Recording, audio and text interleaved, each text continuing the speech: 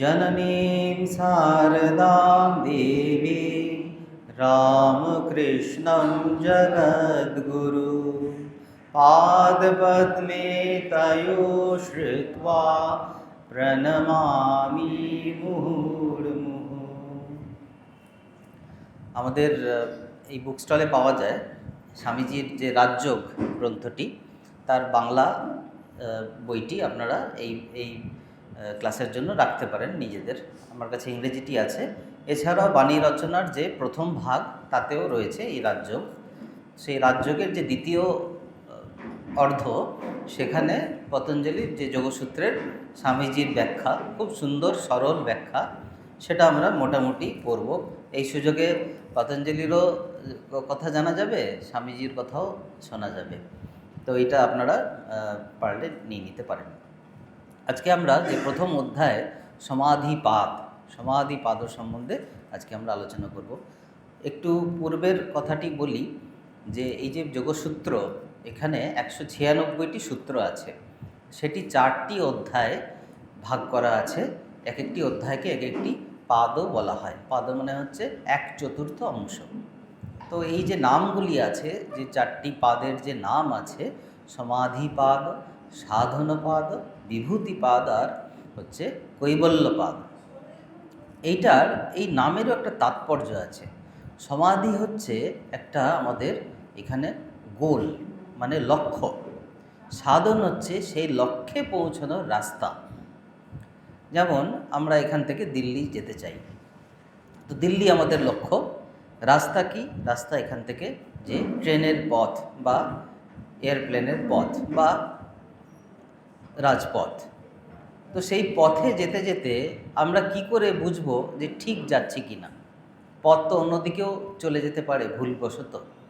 তো তার জন্য কি হয়েছে যে এই সাধন করতে করতে কি লাভ হবে, যেটা আলটিমেট লাভ সেটা তো হবে, তার আগে কি কি লাভ হবে এবং যাত্রা যত এগোবে লাভগুলি কীরকমভাবে পরিবর্তন হবে তার উল্লেখ আছে এই 3য় অধ্যায়, যাকে বলে বিভূতিপাদ।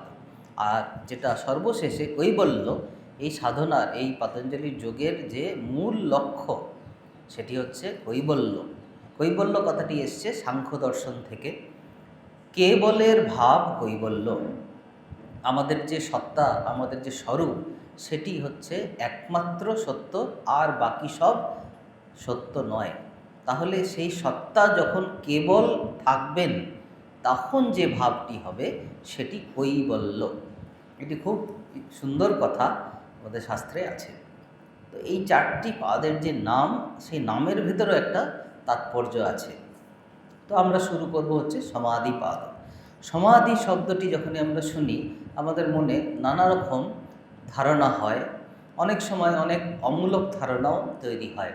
আমরা কথামৃতের পাতায় পাতায় দেখছি ঠাকুরের মুহুর্মুহু সমাধির কথা আছে।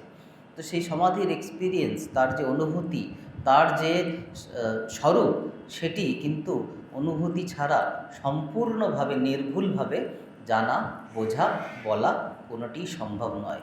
কিন্তু তাও কিছুটা তো জানা যায়। সেই কিছুটা জানাটা ভালো করে আমাদের পতঞ্জলি মুনি বুঝিয়ে দিয়েছেন। সমাধি সম্বন্ধে যে পতঞ্জলির যে ধারণা, পতঞ্জলির যে মূল বক্তব্য, সমাধি কীরকম না, সমাধি হচ্ছে চিত্তের একটা এমন অবস্থা যাকে বলে কনসেন্ট্রেটেড অবস্থা, একাগ্র, এমন একটি একাগ্র অবস্থা যে অবস্থায় সেই চিত্ত জ্ঞানে সম্পৃক্ত হয়ে যায়। আমরা সারা দিন, সারা জীবনে বিভিন্ন বিষয়ের ওপরে মনঃসংযোগ করে থাকি।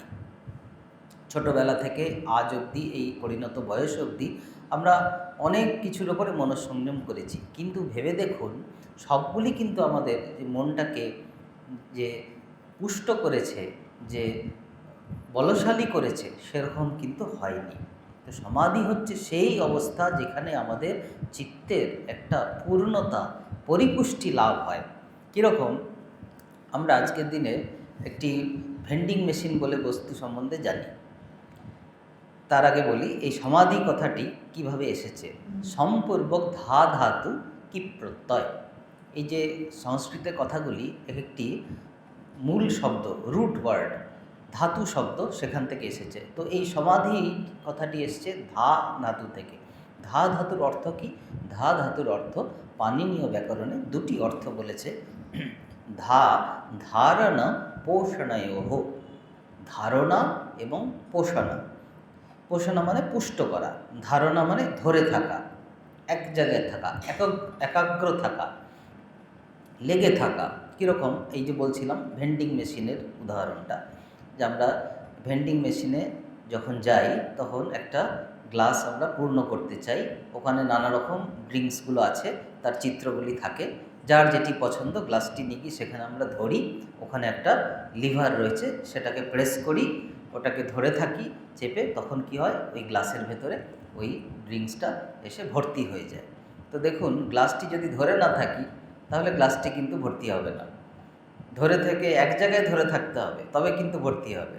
যদি নড়াচড়া করি তাহলে সেটা বাইরে পড়ে যাবে। তো সেরকম, আর যতক্ষণ ধরে থাকবো এক জায়গায় ততক্ষণ কি হবে, গ্লাসটা সুন্দর করে ভরে যাবে। ঠিক ওই রকমই সমাধি হচ্ছে যে যে বস্তুর ওপরে, যে চিন্তার ওপরে, যে তত্ত্বের ওপরে ধরে থাকলে আমাদের চিত্তটা পুষ্ট হয়, ভর্তি হয়ে যায়, এমনভাবে পুষ্ট হয় যেটা আমাদেরকে উত্তরণ করে দেয়, সেইটা হচ্ছে সমাধি। এর ভেতরে পুরোটাই বৈজ্ঞানিক, কোনো অলৌকিকত্ব নেই, কোনো চমৎকার নেই, কোনো রহস্য নেই, কোনো কিছু নেই যেটা আমরা করে উপলব্ধি করতে পারবো না। সেই জন্য পতঞ্জলি মুনি হচ্ছেন আমাদের ভারতীয় সংস্কৃতির ভেতরে মনোবিজ্ঞান, যে সায়েন্স অফ মাইন্ড, মনোবিজ্ঞানের একটি পথপ্রদর্শক। কারণ এখানে যা বলা হয়েছে, স্বামীজি বলছেন সমস্ত কিছু সায়েন্টিফিক, সমস্ত কিছু মানুষ নিজে করে হাতে নাতে পেতে পারে। কোনো এর ভিতরে রহস্য, কোনো এর ভেতরে গোপনীয়তা, মিরাকেল কিচ্ছু নেই। তো এই সুন্দর উদাহরণটি আমরা যদি ভেবে দেখি যে সমাধির অ্যাকচুয়াল আসল অর্থটা কী, কী কী অর্থে পতঞ্জলি মুনি সমাধি কথাটি ব্যবহার করেছেন, তাহলে দেখব যে আমরা হ্যাঁ সত্যিই পারি এটা করতে, সবাই পারি, কম বেশি সবাই করেছি, এবং এই পঠনের পর জেনে যদি করি তাহলে কিন্তু আরও ভালো হাতে নাতে ফল পাব। প্রথম সূত্রটি হচ্ছে অথ যোগ অনুশাসনম। আমাদের যে কোনো পাঠ্য শাস্ত্রে পাঠ্য শুরু করার আগে এরকম একটি মাঙ্গলিক স্তোত্র, মাঙ্গলিক সূত্র থাকে, অথ যোগ অনুশাসনম। এই অথ কথাটি হচ্ছে মাঙ্গলিক দ্যোতক, কারণ একটা খুব ভালো আলোচনা হতে চলেছে, একটা খুব ভালো বিষয় আমরা জানতে চলেছি, তার ভেতরে নিমজ্জিত হতে চলেছি, তার যে শুরুতে একটি মাঙ্গলিক শব্দ অথ ব্যবহার হয়। যেমন পুজোর আগে শাঁখ বাজে, সে একটা মাঙ্গলিক দোতনা, যে একটা কিছু ভালো হতে চলেছে। আর যোগ অনুশাসনম, এই যে যোগের যে তত্ত্ব পতঞ্জলি মুনি বলতে চলেছেন তার 196টি সূত্রে, সেই যোগ বিষয়টি কীরকম না অনুশাসনম। অনুশাসন কথাটি ব্যাখ্যা করতে গিয়ে ব্যাসদেব সুন্দর দুটি কথা বলেছেন। বলছেন যে শিষ্টের শাসন অনুশাসন, মানে এই যে যোগের যে প্রবর্তন, যে বিষয়টি উনি উত্থাপন করবেন, সেটি কোনো নতুন বা কল্পিত নয়। সেটি কীরকম না, যারা আগে এর বিষয়ের সম্বন্ধে চর্চা করেছেন, যারা এই বিষয়ে বিষয়জ্ঞ, সেই শিষ্যদের যে ধারা, সেই ধারাকে অবলম্বন করে, সেই ধারার অনুসরণেই এটি উপস্থাপিত হলো। আমরা জানি, আমরা যে গঙ্গা জল তুলি, এত পবিত্র, এত মানি কেন? কারণ এই গঙ্গা নিরবিচ্ছিন্নভাবে সেই গঙ্গোত্রী থেকে বয়ে চলেছে, ধারাবাহিকভাবে নিরবিচ্ছিন্নভাবে বয়ে চলেছে। সেই জন্য আমরা যেখান থেকেই গঙ্গার জল তুলি আমরা একই পবিত্র বলে তাকে জ্ঞান করি। সেরকম এই যে বিষয়, এই যে জ্ঞানের বিষয়, সেটি তার ধারাবাহিকতার সাথে যুক্ত থাকা খুবই দরকার। সেই পরম্পরা, সেই ধারাবাহিকতা, সেই সূত্র, উৎস, তার সাথে যুক্ত থাকলে এর অথেন্টিসিটি সেটি কিন্তু সিদ্ধ হয়। সেই জন্য প্রথমেই বলছেন যে এই যে যোগের যে আমরা আলোচনা করব, আমরা যে বিষয়টি উত্থাপিত করব, সেটি কিন্তু সেই শিষ্টদের মার্গ অনুসরণ করে এই একটি ব্যাখ্যা ব্যাসদেব দিয়েছেন। তার মানে এই যে বিষয়টি আমরা জানব সেটি একটি প্রাচীন জ্ঞান, যেটা ভারতবর্ষে চর্চিত ছিল, সাধিত ছিল। এই জ্ঞান কিন্তু তারই অঙ্গ, তার সাথেই যুক্ত, এটি তার থেকে বিচ্ছিন্ন নয়, সেই পরম্পরাতেই এটি আসছে। আরেকটি ব্যাখ্যা অনুশাসনের ব্যাসদেব দিচ্ছেন, বলছেন যে এটি শুধু শোনার জন্য নয়, এটি করার জন্য। অনুশাসন মানে একটি অনুশীলনও, মানে শুধু এটা যে জ্ঞানের বিষয় জেনে রাখা ভালো, জানার পরে এর যে আরেকটি ধাপ আছে করা, সেই করাটি হচ্ছে অনুশীলন। সেই জানা এবং করা দুটি যুক্ত করলে হয় অনুশাসন, ডিসিপ্লিন। ডিসিপ্লিন বা অনুশাসন হচ্ছে যেটা জেনে আমরা করি। সেজন্য সুন্দর প্রথম সূত্রটি হচ্ছে অথ যোগ অনুশাসনম। এই যে এবারে যোগের ব্যাখ্যা উনি করতে চলেছেন, প্রথমেই আমাদের শাস্ত্র এত সুন্দরভাবে উত্থাপন করে যে কোনো বিষয়কে, এত সায়েন্টিফিক্যালি, এত ভাবনা চিন্তার সাথে উত্থাপন করে, সেটি ভাবলেও খুব ভালো লাগে। এখানে কীরমভাবে উত্থাপন করছেন, যে প্রথমেই বলে দিচ্ছেন যে কি বিষয়, এই যে যোগ সম্বন্ধে পতঞ্জলি বলবেন এটি অ্যাকচুয়ালি কি, এক কথায় প্রথমেই বলে দিচ্ছেন। এটাকে বলছে যে হাইয়েস্ট ট্রুথ। আপনি দেখুন, উপনিষদ খুলে দেখুন, প্রথমেই রয়েছে ব্রহ্মের, আত্মার সম্বন্ধে বলে দেওয়া হয়েছে।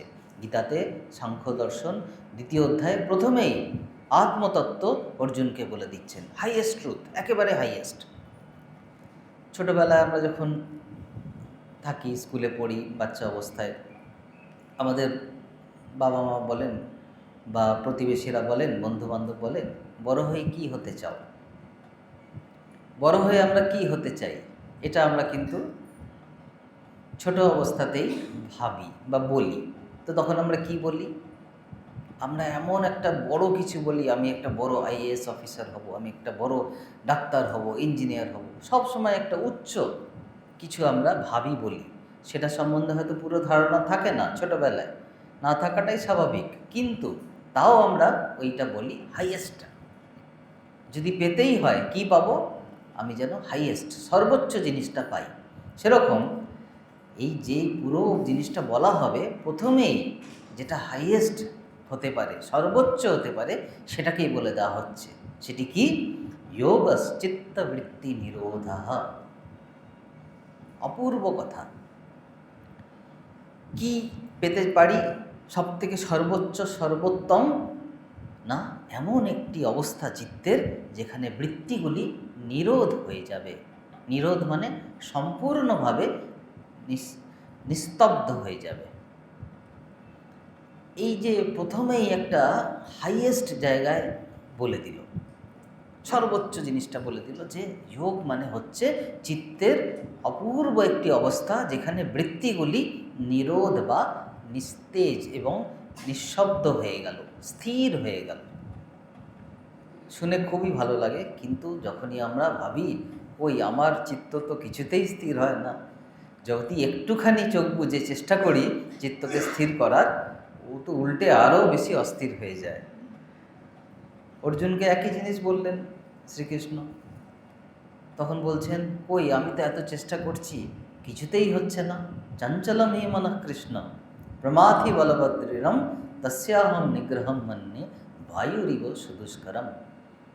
তুমি বলছো যে মন নিগ্রহ করতে হবে আত্মাতে, কিন্তু আমি তো চেষ্টা করতে গিয়ে দেখছি ও তো বায়ুকে ধরার মতো। আমরা হাতের মুঠিতে বায়ুকে ধরতে পারবো? ওই রকম যেন। সঙ্গে সঙ্গে শ্রীকৃষ্ণ বলছেন, হ্যাঁ ঠিক বলেছ, অসংশয়ম মহাবাহ মনো দুর্নিগ্রহম চলম। ঠিক বলেছ, একদম খুব কঠিন। যেই আমরা পতঞ্জলির এটা শুনবো, যোগ যোগ কী অবস্থা না, চিত্তের সম্পূর্ণ বৃত্তিশূন্য নিস্তেজ অবস্থা, যেখানে সব কিছু নিস্তব্ধ হয়ে গেছে। এটা শুনে খুব ভালো লাগে, কিন্তু যেই একটু চেষ্টা করি সঙ্গে সঙ্গে এর প্র্যাকটিক্যালি যে কী ডিফিকাল্ট, কী কঠিন, সাথে সাথে মনে চলে আসে, আর মনটা আবার খারাপ হয়ে যায়, কি করে করব। তো এইটা প্রথমেই হাইয়েস্টটা বলে দিলে, প্রথমেই ছোটোবেলায় আমরা ভাবলাম আমি আইএএস অফিসার হব, কি আমি দেশের প্রধানমন্ত্রী হব, ভাবতে খুব ভালো লাগে এবং এই উচ্চ আইডিয়ালটা রাখাও ভালো। কারণ আইডিয়ালটা যদি খুব উঁচু না হয় তাহলে আমরাও উঁচুতে যেতে পারবো না। যদি আমার লক্ষ্যটি খুব উপরে হয় তাহলে তার কিছুটা প্রাপ্ত করলেও আমাদের উন্নতি হলো। কিন্তু লক্ষ্যটাই যদি খুব উঁচু না হয় তাহলে তো যাত্রাটাও খুব বড় হয় না। সেরকম এই যে যোগের যে সংজ্ঞাটি পতঞ্জলি দিলেন, যদিও এটি খুব কঠিন বলে মনে হবে এবং সত্যিই কঠিন, কিন্তু এই যাত্রা করতে করতে এই কঠিনতাটা আস্তে আস্তে কমে যাবে। এবং এইটা করার জন্য যা যা করতে হবে পতঞ্জলি পুরো সব কিছু সুন্দর করে বুঝিয়ে দিয়েছেন। প্রথম কথা আমাদের মনে যেটা আসবে, যেহেতু আমরা সবাই জিজ্ঞাসু, আচ্ছা যে চিত্ত কি, যেই বললেন উনি যোগ হচ্ছে চিত্তবৃত্তির নিরোধ, তাহলে প্রথম প্রশ্ন মনে আসবে চিত্ত কি, চিত্ত বলতে কি বোঝায়। সেখানে আমাদের স্বামীজির যে ব্যাখ্যা, সেই ব্যাখ্যাটি খুবই মনজ্ঞ, সেটা থেকে আমরা কিছুটা আজকে আলোচনা করব। দেখুন, আমরা মন কি তার একটা ধারণা আমাদের আছে। আমরা সবসময় এই মন সম্বন্ধে বলি, আজকে মনটা ভালো নয়, আজকে মনে খুব আনন্দ, এই কথাটা খুব ব্যবহার করি। কিন্তু আসলে মন বলে যেটা আমরা বলছি, ইঙ্গিত করছি, সেটা কিন্তু অনেক একটা বড় জিনিস, অনেক কিছু নিয়ে এই মন, সেটা কিন্তু সবসময় আমাদের অবগতির ভেতরে থাকে না।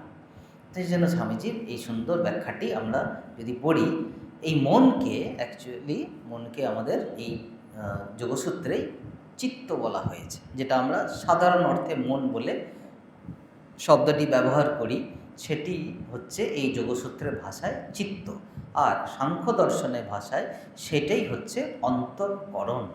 করণ মানে হচ্ছে একটা কিছু যন্ত্র, যেমন আমরা হাতুড়ি বা হাতা চামচ ইউজ করি, ওটা হচ্ছে যন্ত্র। তেমনি ভেতরের যে যন্ত্র সেটাকে বলা হয় অন্তঃকরণ বা যোগের ভাষায় চিত্ত। সেই চিত্তে কি আছে, স্বামীজি কি বলছেন দেখুন। ইন্দ্রিয়গণ, মন, নিশ্চয়াত্মিকা বুদ্ধি ও অহংকার মিলিত হইয়া যাহা হয় তাহাকে অন্তঃকরণ বা চিত্ত বলে। এই যে মন বলে আমরা যেটা বলি সাধারণ ভাষায়, সাধারণভাবে, আজকে মনটা ভালো, আজকে মনটা ভালো নয়, এই মনের ভেতরে অনেক কিছু রয়েছে। একটা বিরাট বড় যেন একটা হ্রদের মতো, তাতে কি আছে, তাতে আমাদের ইন্দ্রিয়গুলো আছে, আমরা মন বলে যেটা বলি সেটা আছে, আর বুদ্ধি আছে। মন আর বুদ্ধি দুটোর ভেতরে তফাৎ আছে। আর অহংকার মানে আমি বোধ, অহংকার যেটা নেগেটিভ সেন্সে নয়, কিন্তু হচ্ছে যে এই যে প্রত্যেকের আমাদের যে আমি বোধ আছে, আমরা যখন ঘুম থেকে উঠি, গভীর ঘুমে আমরা সবাই সমভাবে অচেতন, সে রাজা হোক ভিখারি হোক। বৃহদারণ্যকে বলছে, রাজা ঘুমালেও যা অবস্থা, ভিখারি ঘুমালেও সে একই অবস্থা। যখনই আমরা এই গভীর নিদ্রা সুষুপ্তি থেকে উঠছি, তখন মনের ভেতরে প্রথম যে বৃত্তিটি, প্রথম যে বোধটি আসে, সেই বোধটি হচ্ছে আমি বোধ, যে আমি হচ্ছি এই অস্তিত্ব, আমার যে অস্তিত্ব, সেই অস্তিত্বের বোধ যেটা মনের ভেতরে আসে, সেটা প্রথম বোধ, এবং সেই বোধটা খুবই ফান্ডামেন্টাল। সেই জন্য বলছে যে এই যে অহংকার বা অহংবোধ, এই হচ্ছে মিলে বলা হয় চিত্ত। উহা মনের উপাদান, চিত্তের ভিন্ন ভিন্ন প্রক্রিয়া স্বরূপ। তাহলে এই যে মন, ইন্দ্রিয়, মন, বুদ্ধি, অহংকার, এই চারটে জিনিস মিলে যেটা হচ্ছে সেটা হচ্ছে চিত্ত বা মনের উপকরণ, উপাদান। তাহলে মন যখন একরকমভাবে কাজ করবে তাকে আমরা বলবো মন, আরেক রকমভাবে কাজ করবে তাকে বলবো বুদ্ধি, আরেক রকমভাবে কাজ করবে তাকে বলবো অহংকার। যেমন ঠাকুর উদাহরণ দিচ্ছেন যে একজন রাজা, তিনি যখন রাজসভায় বসে রাজত্ব করছেন, রাজবেশ পরে তিনি রাজা, আবার সেই রাজাই রাজবেশ বদলে সাধারণ মানুষের বেশ ধরে তিনি সেই প্রজাদের মাঝে বাজারে বা নগরে ঘুরে বেড়াচ্ছেন এবং তাদের সাথে মিশে তাদের সুখ দুঃখের কথাগুলি জেনে নিচ্ছেন।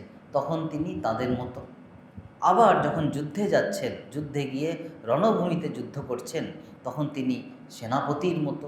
তাহলে একই মানুষ, এই যে আলাদা আলাদা ভূমিকায় তাকে যে আমরা পাচ্ছি, সেই একই মানুষ, সেরকম একই চিত্ত যখন ভূমিকাগুলি আলাদা আলাদা হয়, তখন আমরা বলি মন, বুদ্ধি, অহংকার বা অহংবোধ। চিত্তের অন্তর্গত এই সকল চিত্ততরঙ্গকে বৃত্তি বলে। তাহলে এই যদি চিত্ত হয়, তাহলে চিত্তের বৃত্তি কি না, এইগুলোর জন্য আমাদের চিত্তে যে পরিবর্তনটা হচ্ছে। কীরকম পরিবর্তন? একটা উদাহরণ দিচ্ছেন যে একটা বিরাট বড় হ্রদ, বিরাট বড় জলাশয়, তার উপরে যে তরঙ্গ, সেই তরঙ্গ বা ঢেউ, সেটি কি? সেটি ওই জলই। ঠাকুরের কথা, জলেরই ঢেউ ঢেউয়ের জল নয়, সমুদ্রের ঢেউ ঢেউয়ের সমুদ্র নয়। তো এই যে তরঙ্গটা, সেই তরঙ্গটা কিছু নয়, ওই ওই জলটি। কিন্তু জলের কীরকম অবস্থা? একটি পরিবর্তিত অবস্থা। যে পরিবর্তনটা কিসের জন্য হচ্ছে? হ্রদে যে উপরে যে ঢেউটি আসে, তরঙ্গ আসে, সেটি কিসের জন্য আসে না, বিভিন্ন কারণে আসে। ওপর থেকে বায়ু চলাচল করলে আসে, নিচের থেকে কিছু পরিবর্তন হলে আসে। সেরকম আমাদের যে চিত্তের উপর যে বৃত্তি আসছে, পরিবর্তন, সেটা হচ্ছে এরকম বাহ্যিক এবং আভ্যন্তরীণ দুটি কারণে আসছে। ভেবে দেখুন, আমাদের যে মন, সেটি বহির্জগতের সাথে কিভাবে যুক্ত না, 5টি দরজা দিয়ে যুক্ত। যেরকম এই ঘরটি, এই ঘরের বাইরে যে আবহাওয়া, বাইরের যে এনভায়রনমেন্ট, তার সাথে কিভাবে যুক্ত হয়ে আছে? এইখানে যে দরজা জানলা, সেগুলি দিয়ে। সেরকম আমাদের মনটাও এই যে বহির্জগৎ, তার সাথে কিভাবে যুক্ত? 5টি দরজা আছে। সেই 5টি দরজা 5টি জ্ঞানেন্দ্রিয়। তারা কি করছে? বহির্জগৎ থেকে তথ্য নিয়ে আসছে, অন্তর্জগৎ থেকে তথ্য বাইরে আদান প্রদান করছে। কে এরকম বানিয়েছে? নেচার, প্রকৃতি। কঠোপনিষদে সুন্দর বলছেন, পরাঞ্চিখানি ব্যতিনাথ স্বয়ম্ভু তস্মান পরাণ পশ্যতি না অন্তরাত্মন। এই যে ইন্দ্রিয়গুলিকে ইন্দ্রিয়গুলিকে বাইরের দিকে কে করে রেখেছেন? স্বয়ম্ভু, মানে ভগবান, ঈশ্বর। ইন্দ্রিয় বানিয়েছেন, তাদের কাজ কি করেছেন? বাইরের দিকে রেখে দিয়েছেন। মানে বাইরের জগতের সাথে আমাদের এই যে যোগাযোগ, সেটি কিন্তু ইন্দ্রিয় দ্বারা হচ্ছে। সেই জন্য চিত্তের ভেতরে এই তরঙ্গ বা বৃত্তি আসছে, এবং এটা আমাদের প্রত্যেক দিনের এক্সপিরিয়েন্স। যে মনের ভেতরে চিন্তা আসছে, মনের ভেতরে পরিবর্তন আসছে, ওটা কেন আসছে? না চাইলেও আসছে অনেক সময়। কেন আসছে? কারণ ইন্দ্রিয়গুলি সব সময় তার দরজা জানলা খোলা, ইন্দ্রিয়গুলি তাদের কাজ করে যাচ্ছে। সেই জন্য আমাদের কিন্তু চিত্তের ভেতরে এই পরিবর্তন আসছে।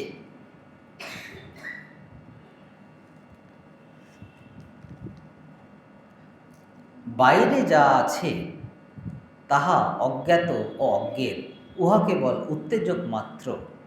উহা মনে আঘাত করে, মন পুস্তক রূপে প্রতিক্রিয়া করে।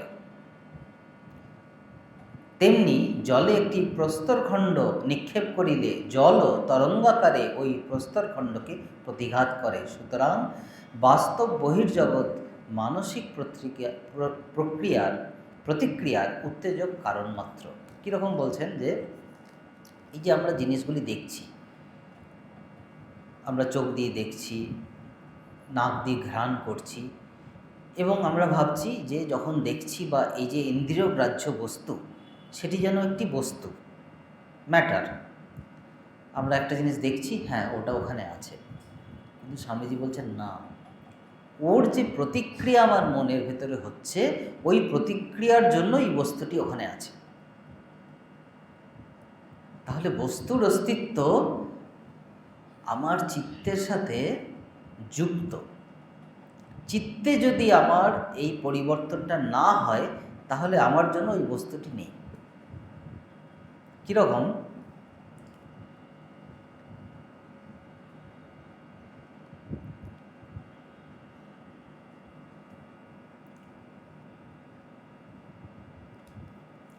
অনেক সময় আমরা কেউ বলছে শুনতে পাচ্ছি না, অথচ কান কিন্তু আমাদের কাজ করে যাচ্ছে। কিছুক্ষণ পরে বললাম, কি বললে, আরেকবার বল। অনেক সময় সামনে কিছু হয়ে যাচ্ছে, দেখেও দেখতে পাচ্ছি না, কই দেখতে পেলাম না তো। চোখ কাজ করছে, কান কাজ করছে, মন কাজ করছে না। সামনে দিয়েও চলে গেল, খেয়ালই করলাম না। এগুলো আমাদের তো প্রত্যেক দিনের এক্সপিরিয়েন্স, সবারই হয়েছে। ওইটাকেই বৈজ্ঞানিকভাবে বলছেন স্বামীজি, যে বস্তুটা যে বাইরে রয়েছে, ওই বস্তুর অস্তিত্ব কিন্তু আমার চিত্তের থেকে বিচ্ছিন্ন নয়। মানে আমার চিত্তে যদি সেই পরিবর্তন না হয়, তাহলে ওই বস্তু থেকেও নেই। আইনস্টাইনের একটি সুন্দর কথা আছে, does the moon exist when we do not look at it? যে পূর্ণিমায় আমরা চাঁদ দেখি, বাকি সময় চাঁদটাকে দেখা যায় না, কিন্তু চাঁদ আছে তো। ওই রকম যখন আমরা কোনো বস্তুকে আমাদের ইন্দ্রিয় এবং মনের সাহায্যে পর্যবেক্ষণ করছি, তখন সেই বস্তুটি আমাদের কাছে রয়েছে। যখন পর্যবেক্ষণ করছি না, তখন কি সে আছে? এটা একটা বিরাট বড় রহস্য। ওইটা আরেকটা আলোচনার বিষয়, সেটা আর যাব না। কিন্তু আমরা জানব যে আমাদের চিত্তে যদি পরিবর্তন না হয়, তাহলে বহির্জগতের বস্তুর কোনো অস্তিত্ব নেই। এটার একটা দারুণ প্র্যাকটিক্যাল দিক আছে। কীরকম না, বহির্জগতের বস্তু থাকলেও আমার চিত্ত যদি সেটাকে স্থান না দেয়, তাহলে সে নেই। মায়ের সুন্দর কথা আছে যে নিন্দা করছে, মনে কষ্ট হচ্ছে। মা বলছেন, দুটি শব্দ বই তো কিছু নয় বাবা। দুটি শব্দ মানে নিন্দাকে যে নিন্দা হিসাবে স্বীকৃতি দেব, সেই স্বীকৃতি দেওয়াটা তো আমার নিজের ওপরে। সেই স্বীকৃতি যদি না দিই, তাহলে সে আর নিন্দা রইল না। দুটি শব্দ বই তো কিছু না। তাহলে দেখুন, এইটাই হচ্ছে সবথেকে বৈজ্ঞানিকভাবে এই ভাবা, যে সত্যি তো আমাদের যে পরিবর্তনগুলি হচ্ছে মনের ভেতরে, যেটি আমাদের সুখ দুঃখের অনুভূতি দিচ্ছে, ওটা বাইরের জিনিসের জন্য হচ্ছে না আমার প্রতিক্রিয়ার জন্য হচ্ছে। যদি আমরা সত্যি সত্যি মনন করি, ভালো করে তলিয়ে দেখি, ভাবি, যে সেটি কিন্তু আমার প্রতিক্রিয়ার জন্যই হচ্ছে। আসলে বহির্জগতের বস্তু কিন্তু কিছুই করতে পারবে না, যতক্ষণ না আমার চিত্ত তাকে সেটি করতে অ্যালাউ করবে, পারমিশন দেবে, যে এসো আমার চিত্তে এই পরিবর্তনটি করো। এইটা হচ্ছে বিরাট বড় সেলফ কন্ট্রোল বা মাইন্ড কন্ট্রোলের একটা বিরাট বড় চাবিকাঠি। এইটা যদি বুঝে যাই আমরা, তাহলে mind control, self control, emotional control এগুলি খুব সহজ হয়ে যাবে। সেই জন্য পতঞ্জলির এই যে পুরো যোগের বিদ্যাটা, এটা সম্পূর্ণ বৈজ্ঞানিক। কারণ প্রত্যেকটা কথা, প্রত্যেকটা জিনিস আমরা কিন্তু আমাদের অনুভূতি, এক্সপিরিয়েন্সের সাথে মিলিয়ে দেখে তবে স্বীকার করতে সমর্থ হয় প্রত্যেকে। তো এই হলো চিত্তের সংজ্ঞা। আর চিত্তের বৃত্তি কীরকম, যেমন বলছেন যে হ্রদের ওপরে যে জলের পরিবর্তন হচ্ছে, সেরকম বাইরের যে বস্তুগুলি ইন্দ্রিয়র দ্বারা আমাদের চিত্তে এসে আঘাত করছে। যেমন একটি জলের ওপরে যদি আমরা একটা প্রস্তরখণ্ড নিক্ষেপ করি, সেরকম। তো বাইরের ইঙ্গিত বা উত্তেজক হচ্ছে শুধু কারণ, শুধু সেটা হচ্ছে কারণ বা স্টিমুলাস যাকে বলে, শুধু উত্তেজনার সৃষ্টি করছে, সে কিন্তু আর কিছু করতে পারে না। আরেকটা উদাহরণ স্বামীজি দিচ্ছেন যে একটি শুক্তি লওয়া যাক। তোমরা জানো মুক্তা কিরূপে উৎপন্ন হয়। এক বিন্দু বালুকণা, কীটাণু বা আর কিছু উহার ভিতরে প্রবেশ করিয়া উহাকে উত্তেজিত করিয়া থাকে, তখন সে শক্তি ওই বালুকার চতুর্দিকে এক প্রকার এনামেল তুল্য আবরণ দিতে থাকে, তাহাতেই মুক্তা উৎপন্ন হয়। অনুভূতির এই জগৎ যেন আমাদের নিজেদের এনামেল স্বরূপ, বাস্তব জগৎ ওই বালুকণা বা অন্য কিছু। খুব সুন্দর উদাহরণ যে মুক্ত কিভাবে তৈরি হয়। যে মুক্ত হচ্ছে যে বাইরে থেকে একটা কোনো বালুকণা বা কিছু যখন ঢুকে যায়, সে তার শামুকের ভেতরে, তখন তার সেই যে ডিস্টারবেন্স, সেই ইরিটেশন, সে একটা বেদনা সৃষ্টি করে সেই শামুকের ভেতরে, ওইটা দূর করার জন্য ও কিন্তু ভেতর থেকে ওই মুক্তের মতো একটা প্রলেপ তার উপরে জমা করতে থাকে, এবং জমা হতে হতে হতে সেটা বড় হয়ে একটা মুক্তে পরিণত হয়। তো সেরকম আমাদের যে বহির্জগৎ থেকে একটা ওইরকম বালুকণার মতো একটা উত্তেজনা বা একটা সিগন্যাল, উত্তেজনা অর্থে এখানে সিগন্যাল, একটা ইন্দ্রিয় দ্বারা একটা সিগন্যাল এলো। সেই সিগন্যালটা আমার চিত্তে, যেমন সেই শক্তির ভেতরে বালুকণাটি ঢুকলো, সেরকম সেই সিগন্যালটা, সেই ইঙ্গিতটা আমার চিত্তে এসে প্রবেশ করলো, এবং চিত্ত তখন তার উপরে যেমন শক্তি যেরকম প্রলেপ দিচ্ছে, চিত্ত তখন সেটাকে প্রসেস করছে, অ্যাকসেপ্ট করছে, বা তার প্রতি রিয়াকশান দিচ্ছে। সেই থেকে আমাদের কিন্তু সমস্ত ভাবনা, সমস্ত চিন্তা, সমস্ত জ্ঞানের উৎপত্তি। এটা হচ্ছে একদম বৈজ্ঞানিক পদ্ধতি, যেভাবে আমাদের অন্তঃকরণ কাজ করছে। আপনি যদি ডাক্তারের কাছে যান, ডাক্তারবাবু আমাদের জানেন যে শরীরে আমরা ভাবি অসুখ হয়েছে, যেটা হয়েছে ওটা কিভাবে হয়েছে, কিভাবে কাজ করছে, বা ওষুধ দিলেন, ওষুধটি কিভাবে কাজ করছে, সাধারণ মানুষ সেই ডিটেলসটা জানে না। সেরকম পতঞ্জলি মুনি হচ্ছেন সেই মনোবিজ্ঞানী, যিনি আমাদের চিত্তের এই যে কার্যপ্রণালী তার সম্বন্ধে জানেন, সেটাকেই আমাদেরকে জানাচ্ছেন। কাজে এটা যদি আমরা অধ্যয়ন করি, আমরা এই পুরো ব্যাখ্যাটা বৈজ্ঞানিকভাবে আমরা বুঝতে পারবো যে অ্যাকচুয়ালি কি হচ্ছে, কি করে আমাদের চিত্ত কাজ করছে। তো চিত্তের এই যে বৃত্তি, অহরহ বৃত্তি, কটি বৃত্তি আমাদের হয় সারাদিনে, কটি চিন্তা আসে মনে, সে গোনা যাবে না। ব্যাসদেব বলছেন অসংখ্যাত বৃত্তয়ঃ, কটি বৃত্তি হবে, কটি চিন্তা আসবে মনে, অসংখ্য, এমন অসংখ্য যেটা গুণে শেষ করা যাবে না। তাহলে এই যে বৃত্তিমূলক যে চিত্ত, সেটা আমাদের সাধারণ অবস্থা। সেই অবস্থায় আমাদের কি সমস্যা? সমস্যা হচ্ছে যে কেন চিত্তবৃত্তি নিরোধ করতে হবে, যোগস চিত্তবৃত্তি নিরোধা, এই নিরোধ বা নিস্তব্ধকরণ কেন করতে হবে? আমাদের তো দৈনন্দিন জীবনে সেটা আমরা করে উঠতে পারি না, আমাদের তো সেই প্রয়োজনও সেরকম মনে হয় না, আমাদের তো জীবন চলছেই। চিত্তবৃত্তি নিরোধ অবস্থায় না গেলেও আমরা তো সাধারণভাবে আমাদের দিনটি যাপন করে চলেছি, তাহলে এটি করব কেন, প্রশ্ন আসে মনে।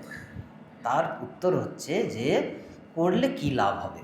যদি কোনো জাদুকর এসে আমার সমস্ত চিন্তাগুলিকে স্তব্ধ করে দেয়, চিত্তবৃত্তিগুলো নিরোধ বা নিস্তব্ধ করে দেয়, তাহলে আমার কি হবে, ফল কি হবে? কারণ এই যে সূত্রগুলিকে যে যে ক্রমে উপস্থাপন করা হয়েছে, প্রত্যেকটি সূত্র একটা প্রশ্ন তৈরি করে, তার জবাবটা পরের সূত্রে আছে। সেই জন্য এই যে ক্রমটা আছে, সে ক্রমটা খুবই খুবই সুচিন্তিত ক্রম। যখনই বলা হলো যোগ হচ্ছে চিত্তবৃত্তি নিরোধ অবস্থা, সঙ্গে সঙ্গে একজন জিজ্ঞাসু প্রশ্ন করতে পারে মনে, প্রতি প্রশ্ন, এটা করলে কি হবে, ফল কি হবে? আমরা ডাক্তারের কাছে যাই, এই বলি এই অসুবিধা, সেই অসুবিধা, উনি একটি ওষুধ দিলেন, এটা খান। সঙ্গে সঙ্গে বললি আচ্ছা এটা খেলে কি হবে, এই ওষুধটি খেলে কি হবে? তখন বলবেন যে এইটি খেলে এই ফল হবে, এই লাভ হবে। তো পতঞ্জলি মুনি যখন আমাদের বলছেন যোগস চিত্তবৃত্তি নিরোধঃ, আমরা তাকে প্রশ্ন করতে পারি, যদি নিরোধ করা হয় চিত্তবৃত্তির, সে না হয় কী করে হবে পরে ভাবব, তাহলে কি হবে, কি লাভ হবে? সঙ্গে সঙ্গে উনি পরের সূত্রে বলছেন যে তদা দ্রষ্টুঃ স্বরূপে অবস্থানম, তদা দ্রষ্টুঃ স্বরূপে অবস্থানম। যেমন এই ছেলেবেলার গল্পটা, উদাহরণটা বলছিলাম, ছেলেবেলায় আমরা বলি তুমি বড় হয়ে কি হবে? আমি বড় আইএএস অফিসার হব। আচ্ছা আইএএস অফিসার যদি বড় হয়ে যায় তাহলে কি হবে? তখন আমি একটা লাল বাতি গাড়িতে চড়ব, হুটার দেওয়া, কি লাভ হবে? আমি একটা বড় সরকারি বাংলোয় থাকব। সেরকম যদি আমি কষ্ট করে চিত্তবৃত্তি নিরোধ করে নিই, তাহলে কি লাভ হবে? তখন বলছেন তদা দ্রষ্টু স্বরূপে অবস্থানম, আমি স্বরূপে অবস্থান করব। স্বরূপে অবস্থান, আমরা দেখুন আমাদের দৈনন্দিন জীবনে কোথায় আমরা সবথেকে কমফোর্টেবল? নিজের বাড়িতে। নিজের বাড়িতে, নিজের ঘরে, নিজের বাসগৃহে, নিজের স্থানে সব থেকে কমফোর্টেবল, সে যেরকমই হোক। শুধু আমরা নই, পুরো প্রাণী জগৎ তাই, পুরো জীব জগৎ তার একটা যেন স্থান নেচার তাকে দিয়ে রেখেছে, সেখানে সে সব থেকে ভালো আছে, সব থেকে আনন্দে আছে। বাইরে গিয়ে যতই আমরা ঘুরি, অনেক দিন ঘুরলাম, অনেক ভালো ভালো জায়গায় ঘুরলাম, রেস্টুরেন্টে খাওয়া দাওয়া করলাম, কিন্তু ঘরে ফিরে এসে ঘরের যে আরাম, ঘরের ডাল ভাত, সে যেন ওর থেকে অনেক অমৃত, এই অনুভূতিটা হয়। সেরকম আমরা এই যে ঘুরে বেড়াচ্ছি বহির্জগতে, আমাদের ইন্দ্রিয়গুলো আমাদেরকে বাইরের দিকে নিয়ে যাচ্ছে, সেখান থেকে তথ্য আসছে, আদান প্রদান হচ্ছে, চিত্তের ভেতরে পরিবর্তন হচ্ছে, একটা প্রতিনিয়ত সংগ্রাম চলছে। এইটা যখন বন্ধ হয়ে যাবে, তখন আমরা কোথায় যাব? আমরা কোথায় গিয়ে রেস্ট করব? স্বরূপে অবস্থানম। আমরা আমাদের স্বরূপে ফিরে যাব, নিজ স্থানে, স্বস্থানে। মা বলছেন না, বৈকুণ্ঠে ভালোই ছিলাম, এই তোদের মধ্যে এসে এত আমার জ্বালাতন।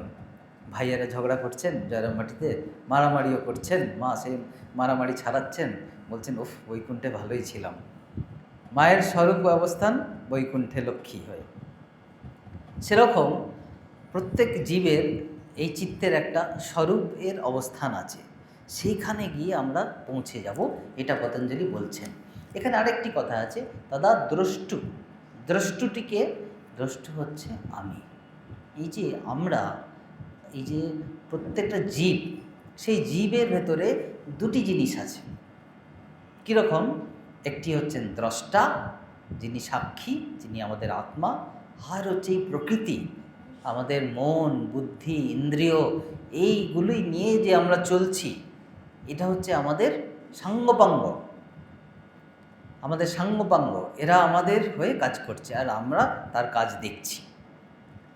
এখানে স্বামীজি ব্যাখ্যা করছেন যে আমাদের যে ইন্দ্রিয়, যেটা আমরা প্রতিনিয়ত অনুভব করতে পারি, আমাদের মন, বুদ্ধি, এগুলো পর একটা ক্রমে রয়েছে।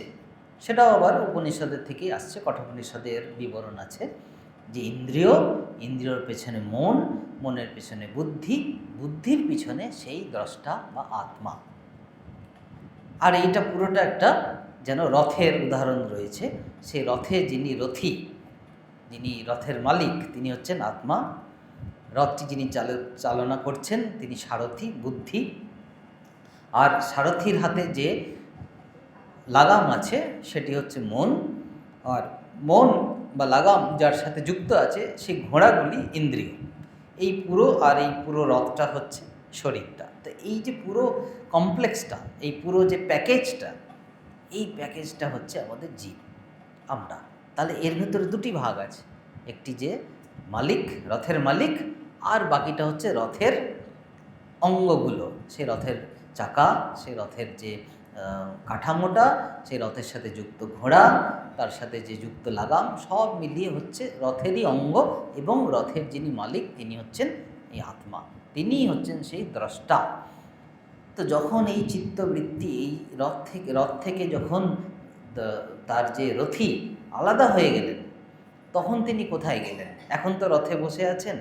এই যে আমরা আমাদের মন, বুদ্ধি, ইন্দ্রিয়, এগুলো নিয়ে কাজ করছি, যেন আমরা এই রথে বসে আছি, আর রথ আমাদের চালিত করছে। আমাদের মন, আমাদের ইন্দ্রিয়, আমাদের বুদ্ধি আমাদের চালিত করছে। যখন রথী রথ থেকে নেমে যাবে, রথ থেকে আলাদা হয়ে যাবে, তখন তিনি কোথায় যাবেন? তখন বলছেন তিনি তার স্বরূপে যাবেন। সেই স্বরূপে, যেখানে আর কিছু তিনি ছাড়া নাই, সেই অবস্থাটাকেই পরবর্তীকালে পতঞ্জলি ব্যাখ্যা করছেন কৈবল্য অবস্থা। কৈবল্যপাদে আমরা সেটা দেখব। এবং সাংখ্য দর্শনেও এই যে পুরুষ এবং প্রকৃতির যে আলাদা হয়ে যাওয়া, সেটিকে বলা হয়েছে কৈবল্য অবস্থা। তো যখনই পতঞ্জলি বলছেন যে যোগ হচ্ছে চিত্তবৃত্তি নিরোধ, আমরা জিজ্ঞাসু হিসাবে তাকে জিজ্ঞাসা করতে পারি, এটা করলে কি হবে? না, তখন দ্রষ্টু স্বরূপে অবস্থান করবে। তাহলে এখন কোথায় অবস্থান করছে? তখন যখন চিত্তবৃত্তি নিরোধ হয়ে যাবে, তখন দ্রষ্টা স্বরূপে অবস্থান করবেন। তাহলে বর্তমানে আমাদের তো চিত্তবৃত্তি নিরোধ অবস্থায় যদি না থেকে থাকি, তাহলে কোথায় আছে দ্রষ্টা? তখন বলছেন বৃত্তি সারূপ্যম ইতরত্র।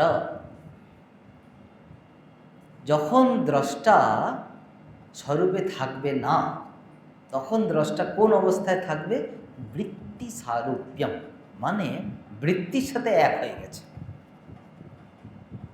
বৃত্তির সাথে একীভূত অবস্থায় আছে। কীরকম দেখুন প্র্যাকটিক্যালি, আমাদের মনে যে ভাবনাগুলি আসে, যে অনুভূতিগুলো আসে, সে অনুভূতিগুলো এতই স্ট্রং হয়, এত শক্তিশালী হয় এক এক সময়, যে সেটা আমাদেরকে সম্পূর্ণভাবে গ্রাস করে নেয়, সম্পূর্ণভাবে অভিভূত করে দেয়। এটা সকলের অনুভূতি। স্বামীজি বলছেন কি সুন্দর, অন্যান্য সময়ে অর্থাৎ এই চিত্তবৃত্তি যখন নিরোধ হবে না, দ্রষ্টা চিত্তবৃত্তির সঙ্গে একীভূত হয়ে থাকবেন। যেমন কেহ আমায় নিন্দা করিল, ইহা এক প্রকার পরিণাম, এক প্রকার বৃত্তি, আমি উহার সহিত নিজেকে মিশাইয়া ফেলিতেছি, উহার ফলে দুঃখ। এই যে মায়ের কথা, নিন্দা করলে যে বিচলিত হচ্ছে, মা বলছেন যে দুটি শব্দ বই তো কিছু নয়। তার মানে এইখানে এই যে বলছেন, যখনই আমরা নিন্দাকে নিন্দা হিসাবে স্বীকৃতি দিচ্ছি, তখন সেই নিন্দার যে বৃত্তি, তার সাথে আমি এক হয়ে গেছি, আলাদা করে দেখতে পাচ্ছি না। মা চোখে দিয়ে আঙুল দেখিয়ে বলছেন ও তো দুটি শব্দ বই তো কিছু নয়। তার মানে আমাদের যে অবস্থাটা, বর্তমান অবস্থাটা, সেটা হয়ে গেছে বৃত্তি সারূপ্যম। বৃত্তির যা রূপ, সেই রূপ আমি নিয়েছি, বৃত্তির রঙে রঞ্জিত হয়েছি। এটাকে পতঞ্জলি বলছেন বৃত্তি সারূপ্যম। এবার দেখুন আমাদের যে স্বাভাবিক চিত্তের অবস্থা, সেটা কিন্তু এরকম। স্বাভাবিকভাবে আমরা যেভাবে চলি, মনের যে অবস্থা, সবসময় বাহ্য জগতে যে কিছু একটা পরিবর্তন, সেই পরিবর্তনটা সম্পূর্ণভাবে আমাদের চিত্তকে কিন্তু অকুপাই করে ফেলে, ধরে ফেলে, গ্রাস করে ফেলে। বিচারটা সবসময় যে আসে তা নয়। সেই জন্য এই অবস্থাটাকে বলা হয়েছে বৃত্তি সারূপ্যম। বৃত্তির যা রূপ, বৃত্তিটা কোথা থেকে আসছে? বহির্জগতের সাথে আমাদের ইন্দ্রিয় যেহেতু যুক্ত হয়ে আছে, সেই ইন্দ্রিয়ের দরজা দিয়ে একটা উত্তেজনা, একটা সিগন্যাল, একটা কিছু আসছে, আর সঙ্গে সঙ্গে আমার চিত্তটা সেই আকারে তদাকারাকারিত হয়ে যাচ্ছে। সেটাই হচ্ছে বৃত্তি সারূপ্যম। তাহলে এখানে এই অবস্থার ভেতরে সমস্যা কোথায়? সমস্যা হচ্ছে এর জন্য আমাদের ক্রমাগত সুখ আর দুঃখের অনুভূতি হচ্ছে। বৃত্তি সারূপ্যমের অবস্থার ভেতরে সমস্যা কোথায়? কেন এখান থেকে আমাদের বেরিয়ে আসার চেষ্টা করা উচিত? পারি না পারি, কতটা পারি, সেটা নিজের সাধনার উপরে, সেটা অনেক কিছুর উপরে নির্ভর করে। কিন্তু এই যে চেষ্টা করা, যে আমি বৃত্তি সারূপ্যম, মানে বৃত্তির সাথে এক হয়ে গেছি, বৃত্তি আমাকে চালিত করছে। এই যে রথের উদাহরণটি দেওয়া হলো, ঘোড়াগুলো যদি খেপে গেল, তো ঘোড়া যেদিকে রথকে নিয়ে গেল, রথ সেদিকেই চললো, আর কোনো নিয়ন্ত্রণ রইল না। সেরকম যদি অবস্থা হয়, তাহলে কি হবে না, আমাদের সুখ দুঃখের যে অনুভূতি ক্রমাগত আমাদেরকে আন্দোলিত করবে। সুখ একদিকে নিয়ে যাবে, দুঃখ একদিকে নিয়ে যাবে, সুখ যেদিকে নিয়ে যাবে, দুঃখ তার বিপরীতে নিয়ে যাবে। এই যে আন্দোলনে আমরা আন্দোলিত হয়ে বসে আছি, ক্রমাগত সুখ দুঃখ, রাগ দ্বেষ বলে বলছেন পতঞ্জলি পরে। তার জন্য এই সুখ দুঃখের অনুভূতি সমানে এটা আমাদের কিন্তু বিচলিত করে। সুখও এক ধরনের দুঃখ, পতঞ্জলি ব্যাখ্যা করছেন। যে কোনো সুখ পরিণামে দুঃখ হয়ে যায়, সেজন্য সেটি হচ্ছে আসলে আদপে দুঃখ, এখন মনে হচ্ছে সুখ। তো এইটা হচ্ছে বৃত্তি সারূপ্য অবস্থার প্রধান সমস্যা, যে আমাদের কন্ট্রোল, আমাদের যে এর প্রতি নিয়ন্ত্রণ, একে পরিবর্তন করার যে অবস্থা, সেটি যেন থাকে না। সুখের একদিকে নিয়ে যায়, দুঃখ আরেক দিকে নিয়ে যায়। এই ক্রমাগত যে দোল, সেই দোল আমাদেরকে দোলনায় দুলিয়ে চলেছে। সেই জন্য এর থেকে বেরিয়ে আসার প্রচেষ্টা যে কোনো জিজ্ঞাসু করে, কম বেশি করে। এরপরে পতঞ্জলি যেটা বলছেন, যে যখনই আমরা বলছি বৃত্তি সারূপ্যম, মানে বৃত্তির মতো আমরা এক হয়ে গেছি, বৃত্তির আকারে একাকার হয়ে গেছি, তাহলে এই বৃত্তি কী এবং বৃত্তি কয় রকম বৃত্তি আছে? তখন উনি বলছেন যে বৃত্তি হচ্ছে 5 রকম। খুব বৈজ্ঞানিকভাবে এইটার উপস্থাপন করা হয়েছে। প্রথমে বলা হলো এই যে যোগের বিষয় আমরা বলতে চলেছি এটি কি না, বলা হলো এটি অনুশাসন, মানে শিষ্টের শাসন, মানে আগে যারা যারা এই যোগ দর্শন, এই যোগ মার্গ অবলম্বন করে এসছেন তাদেরই অনুসরণ করে। তারপরেই বলে দিলেন পতঞ্জলি এই যোগ অবস্থা কি না, চিত্তের হচ্ছে এমন একটি অবস্থা যেখানে বৃত্তিগুলি নিস্তব্ধ হয়ে গেছে। এই যে এখন আমরা এই অধ্যায়টি করছি, আমাদের চিত্ত একটি বিশেষ অবস্থায় আছে, যেটি এই অধ্যায় শুরু করার আগে ছিল না, অথবা এই অধ্যায় যখন শেষ হবে তখনও থাকবে না। এই একটি বিশেষ অবস্থা, এই অবস্থায় দেখবেন আমাদের চিত্তগুলি অনেক শান্ত, অনেক একরকম চিত্তের বৃত্তির একটা প্রবাহ চলছে, একই রকম প্রবাহ। এই যে তত্ত্বটি আমরা শুনছি, শ্রবণ করছি, মনন করছি, চিন্তন করছি, এর ভিতরেই আমরা রয়েছি।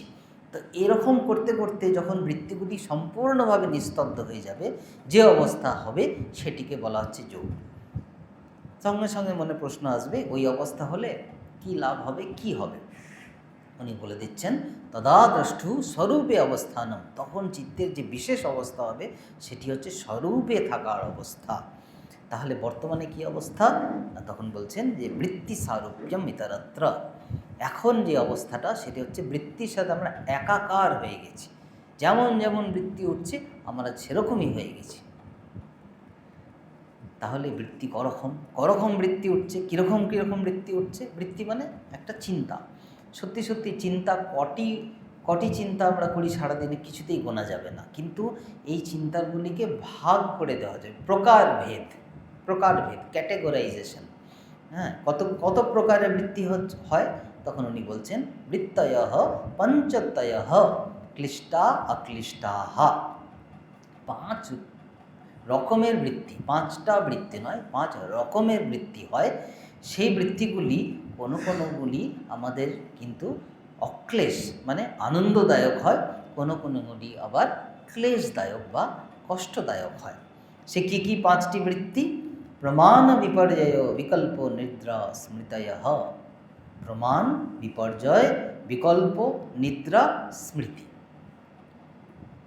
এই 5টি নিয়ে এক একটি নিয়ে আমরা পরে ক্লাস থেকে গভীরে আলোচনা করব। আজকে এই 5টি সম্বন্ধে সংক্ষেপে বলে দিই। প্রমাণ, বিপর্যয়, বিকল্প, নিদ্রা, স্মৃতি। পেছন থেকে আসছে। স্মৃতি হচ্ছে একটি বৃত্তি। এই যে আমাদের মেমোরি আছে মনের ভেতরে, ছোটোবেলার স্মৃতি, কালকে কি হলো তার স্মৃতি, বহু পুরনো স্মৃতি। এই স্মৃতি কীভাবে আসে? এই স্মৃতি এমনভাবে আসে, এমন জায়গায় থাকে মনে, এবং সেখান থেকে বেরিয়ে আসে তখন চিত্তে একটা বৃত্তি তৈরি করে, পরিবর্তন। দেখবেন ছোটোবেলার কথা, পুরনো দিনের কথা যখন স্মরণ করেন, যেন চোখে সব কিছু ভাসছে, সেই জায়গা, সেই কথা, সেই মানুষটি যার সাথে কথা হয়েছিল সে কথাটি আরেকবার শুনতে পাচ্ছি, সেই জায়গাটা আরেকবার দেখতে পাচ্ছি, সমস্ত কিছু চোখে যেন ভাসছে। মানে আমাদের যে অডিও ভিজুয়াল, এই যে এখন যে অনুভূতিটা হচ্ছে, চোখে দেখছি, কানে শুনছি, এই যে ইন্দ্রিয়গুলি আমাদের কাজ করছে, যখন আমরা পুরনো কিছুকে স্মরণ করি, ওই সময়ের যে ইন্দ্রিয়গুলো যে লাইভ এক্সপিরিয়েন্স করেছিল সেটি যেন আবার সামনে চলে আসছে।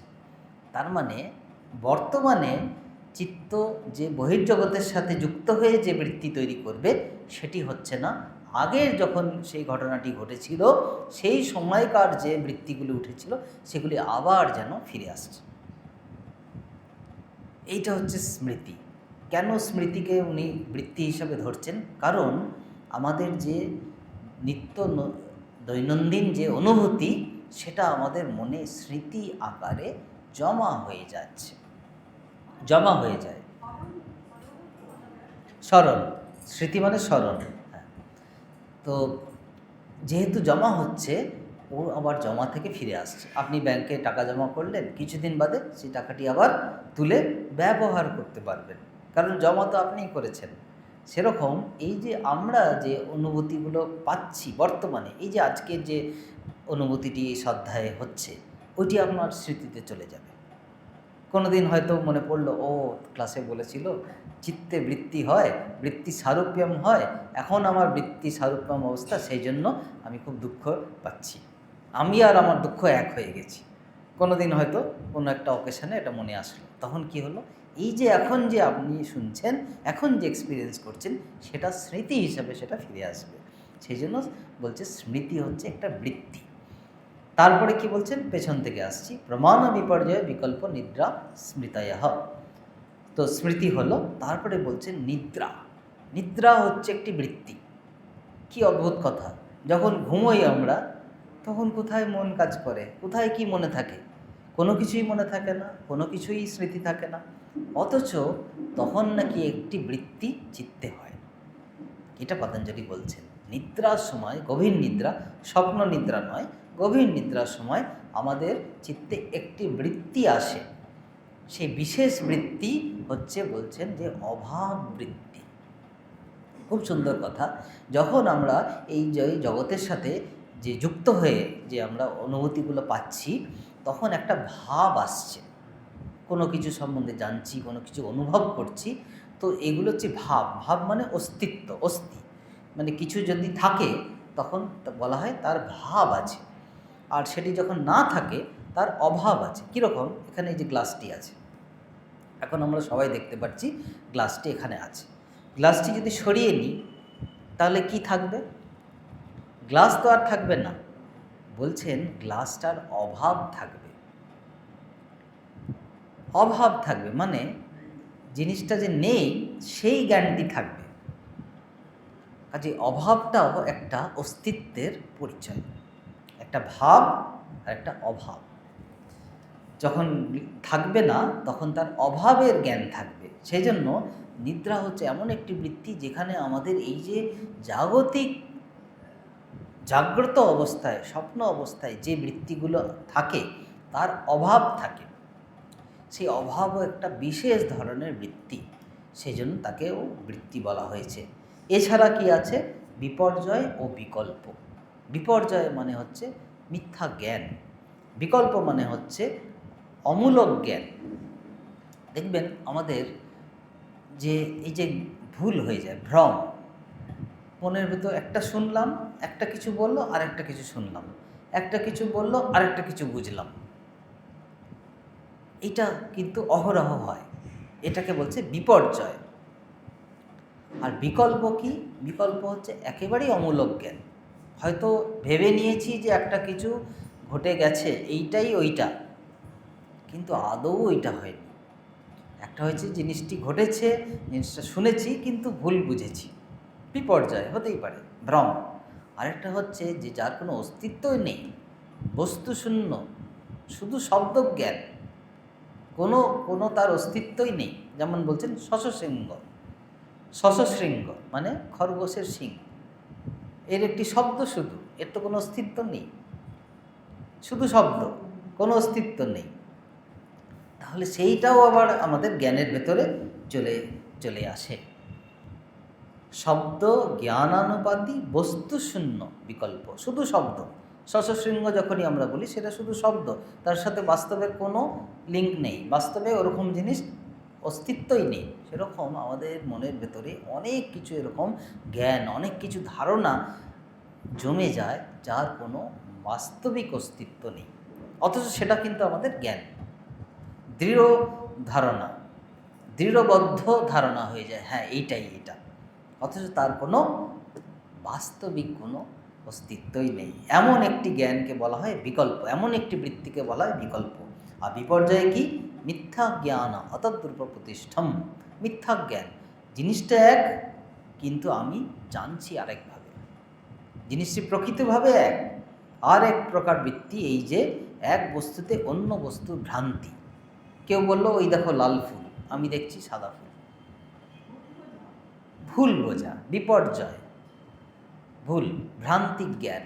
ইয়া দেবী সর্বভূতেষু ভ্রান্তি রূপেণ সংস্থিতা। এই ভ্রান্তি হওয়ার জন্য পুরাণের যে কাহিনীগুলি দেখবেন যে অনেক অসুরকে কিন্তু ভগবান বা দেবতারা ভ্রান্তি করে নিধন করেছেন। সেই জন্য সেই ভ্রান্তি একটা শক্তি, ইয়া দেবী সর্বভূতেষু ভ্রান্তি রূপেণ সংস্থিতা। ভ্রান্তিও একটা শক্তি। তো সে আমাদের চিত্ত এই শক্তিরই খেলা। তো বলছে বিপর্যয়ও আর একটা জ্ঞান। আর সবথেকে ভালো বৃত্তি কি? প্রমাণ বৃত্তি, মানে যেটা আমাদের সঠিক জ্ঞান দেয়। প্রমা মানে হচ্ছে সঠিক জ্ঞান, যে জ্ঞানটি নির্ভুল জ্ঞান সেটিকে বলে প্রমা। আর চিত্তের যে অবস্থা সেই প্রমা বা সঠিক জ্ঞানকে নিয়ে আসে সেটি প্রমাণ। সেই জন্য আমরা বলি না, কোর্টে যখন যায় প্রমাণ করতে হবে, প্রমাণ দাও, তার মানে ওটা সঠিক, সত্য, যেটা সত্যকে ইঙ্গিত করে, যেটা সত্যকে বোঝায়, সেটি হচ্ছে প্রমাণ। কোর্টে সবসময় প্রমাণ চায়, বিপর্যয় চায় না, বিকল্প চায় না, ভ্রান্তি চায় না, যেটা ঘটেইনি বা যেটা নেই তারও জিনিস চায় না, প্রমাণ চায়। তো এইটা হচ্ছে 5 ধরনের বৃত্তি। কেন কেন উনি 5টি এই ভাগ করেছেন? কারণ এগুলোর সাথে আমাদের যে এক্সপিরিয়েন্স, আমাদের যে অনুভূতি, তার কিন্তু আমরা মিল খুঁজে পাই। কারণ এমন কিছু যদি উনি বলতেন যেটা আমাদের এক্সপিরিয়েন্সে হয়নি, তাহলে তো আমরা এটাকে স্বীকার করতে পারতাম না, আমরা এটা শিখতে পারতাম না। সেজন্য পতঞ্জলি মুনির এই যে 5টি ভাগে ভাগ করা, সেটা খুবই খুবই ওয়েল থট, খুব সুচিন্তিত। তো এই 5টি বৃত্তির কথা এখানে বলা হয়েছে। এরপরে প্রত্যেকটার যে যে স্বরূপ, প্রমাণ কি, কিভাবে প্রমাণ হয়, কিভাবে আমরা যে দেখছি এখানে একটি গ্লাস আছে, গ্লাসটি অর্ধেক ভর্তি আছে, কিংবা এই টেবিল ল্যাম্পটি দেখছি এর রং নীল, সবাই দেখছি, সবাই বলবো হ্যাঁ এটা নীল। এই যে টেবিল ক্লথ সেটি লাল। এই যে জ্ঞান, এই যে স্বাভাবিক সাধারণ জ্ঞান, সেটা কিভাবে আমাদের চিত্তে আসছে, তার ব্যাখ্যা এই প্রমাণ বৃত্তি যখন ব্যাখ্যা করছেন তখন বোঝা যাবে কিভাবে বিপর্যয় জ্ঞান, মিথ্যা জ্ঞান কিভাবে আসছে। একটা জিনিস একটা, কিন্তু আমি জানছি আরেকভাবে, তারও বৈজ্ঞানিক কারণটা কি, কিভাবে বিকল্প জ্ঞান আসছে, কোনো বস্তুটা থাকছেই না অথচ তার শব্দ একটা আমাদের মনে একটা শব্দ হিসাবে রয়ে গেছে, একটা জ্ঞান হিসাবে আমরা ধরে নিয়েছি ওটা আছে, ওটা অ্যাকচুয়ালি বস্তু তো নেই জগতে। তারপরে নিদ্রার সম্বন্ধে ব্যাখ্যা দিচ্ছে, নিদ্রাকালে কিভাবে এই বৃত্তিটা কাজ করে। আর এই সবগুলি যখন বারবার বারবার পুনরাবৃত্তি হয় তখন স্মৃতি হিসাবে আমাদের চিত্তে জমা হয়। তো এই 5টি যে বৃত্তি সম্বন্ধে আমরা বিস্তরে গভীরে আলোচনা আমরা পরবর্তী যে অধ্যয়নের সুযোগ পাব সেই সময় আমরা আবার এটিকে পুনরুত্থাপন করব। আজকের এই অধ্যায় এখানেই আমরা সমাপ্ত করছি। হ্যাঁ, মন কন্ট্রোল করা হচ্ছে ওই যে অর্জুনের যেটা সমস্যা হয়েছিল। হ্যাঁ, মন কন্ট্রোল তো করতে হবে, কিন্তু কি করে করতে হবে, কি জেনে করতে হবে, সেইটা হচ্ছে এইটা। যেমন কোথাও একটা ক্রাইম হয়েছে, পুলিশকে বলা হলো যাও ক্রিমিনাল ধরে আনো। তো পুলিশ প্রথমে গিয়ে ক্রিমিনালকে তো ধরবে না, আগে তো ওই জায়গাটাতে কি হয়েছে সেটার একটা তদন্ত করবে। সেই তদন্ত ভালো করে ঘটনাটা বুঝে সেই সূত্র ধরে তখন সে বুঝতে পারবে যে এখানে হয়েছে।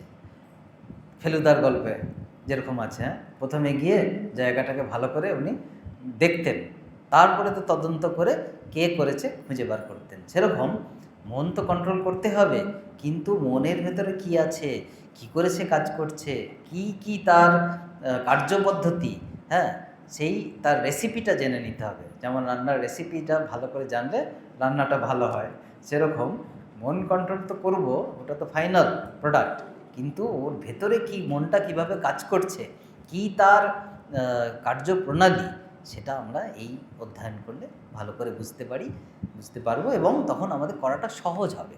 আর নইলে অর্জুনের মতো কষ্ট হবে। বায়ুরিব সুদুষ্করম। অর্জুন তখনও জানতেন না, শ্রীকৃষ্ণ তখন সেই জ্ঞানটা দেননি, সেই জন্য অর্জুন বলছে আমি তো চেষ্টা করছি, কই হচ্ছে না। বলছেন হ্যাঁ হ্যাঁ ঠিক বলেছো, কঠিন আছে, কিন্তু ওটাও করার রাস্তা আছে। অভ্যাসেন তু কৌন্তেয় বৈরাগ্যেন চ গৃহ্যতাম। সো অভ্যাস বৈরাগ্য সম্বন্ধে শ্রীকৃষ্ণ জানিয়েছিলেন। এছাড়াও পরবর্তী ওখানে অনেক কিছু বলা হয়েছে যেটা অর্জুনের চিত্ত সংযমে সাহায্য করেছিল।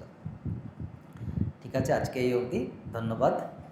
ওম শান্তি শান্তি শান্তি। হরি ওম তৎসৎ। শ্রীরামকৃষ্ণার্পণমস্তু।